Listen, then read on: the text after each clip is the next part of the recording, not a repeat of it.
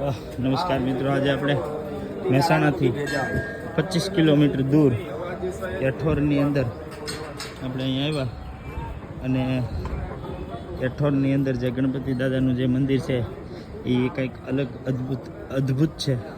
કારણ કે અહીંનો જે ઇતિહાસ છે એવો છે કે ઈરાવતી નગરી એઠોરમાં ઐતિહાસિક અને પ્રાચીન એવા ડાબી સુંઢાળા શ્રી ગણપતિ દાદાની મૂર્તિની સ્થાપના દ્વાપર યુગમાં દેવોના હસ્તે રેણુ એટલે કે માટીમાં થયેલ છે, જે ભારતભરમાં અલભ્ય છે.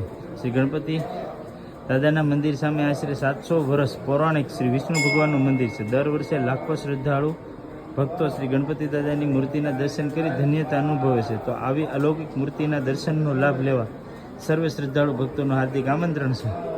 આ એઠોર છે, તાલુકો ઊંઝા, મુકામ એઠોર, અને અહીંનું જે કાંઈ ભવ્યતાથી અતિ ભવ્યતા છે એના આપણે દર્શન કરીશું. અને અહીં કંઈક એવી માન્યતાઓ છે કે 7 પ્રકારના અલગ અલગ. જય ગણપતિ બાપા, જય ગણપતિ. તો ભક્તો, તમને આજે એઠોર ગણપતિ દાદાના દર્શન અને કંઈક અલૌકિક દર્શન છે.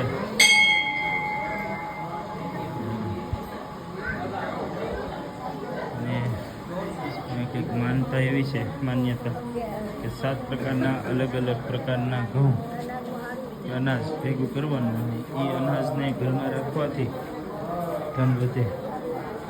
આપણે પણ આગળ આ જે કંઈ છે એ કરશું. શ્રી વિષ્ણુ મંદિર છે, આજે આપણે વાત થઈ હતી 700 વર્ષ જૂનું. 700 વર્ષ જૂનું ગણપતિ દાદાનું મંદિર છે અને એમાં શિવલિંગ છે, ભગવાન ભોળાનાથ છે. જય ભગવાન, જય મહારાજ. અલગ અલગ પ્રકારનું. જય ગણપતિ દાદા. જય ગણપતિ. હા, તમે શું કરો છો? શોધીએ છે 7 ધાન. તો એનાથી શું થાય? તમને ખબર નથી, પણ પેલા ભાઈ કહી ગયા કે આપણા અનાજના ડબ્બામાં ઘરે મૂકી દેવો. તમને ખ્યાલ છે કે કોઈ માન્યતા એવી કઈ કે એવી છે કે એનાથી કઈ તિજોરીમાં મૂકીએ ને તો એનાથી કઈ ઉદ્ધાર થાય, એટલે પૈસાની બળોતરી થાય. બળોતરી થાય. એટલે આજે આ ગોતવાનું આ ઘરમાં સુખ સંપત્તિ આવે. આ વર્ષોથી ચાલુ. હા, 7 ધાન.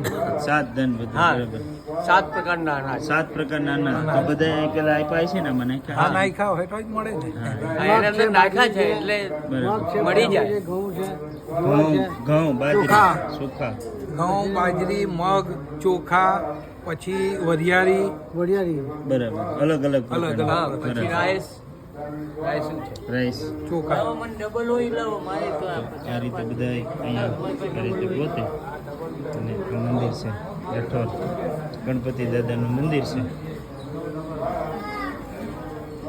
અનાજ છે, બહુ અલૌકિક અને ઐતિહાસિક સ્થળ એટલે એઠોર. બહુ બધી માન્યતાઓ છે અને દર્શન પણ છે. બહુ ભવ્યથી અતિ ભવ્ય મંદિર અને સારું એવું કામ છે. ધામ છે, ધામની અંદર બહુ બધા ભક્તો આવે છે. 3 દિવસનો અહીં મેળો પણ બહુ જોરદાર થાય છે અને મેળા પતી ગયો છે, મંડપ એનો બાંધેલો છે. હવે આપણે દર્શન કર્યા અને હવે આપણે જઈશું, મળશું મહેસાણાની અંદર.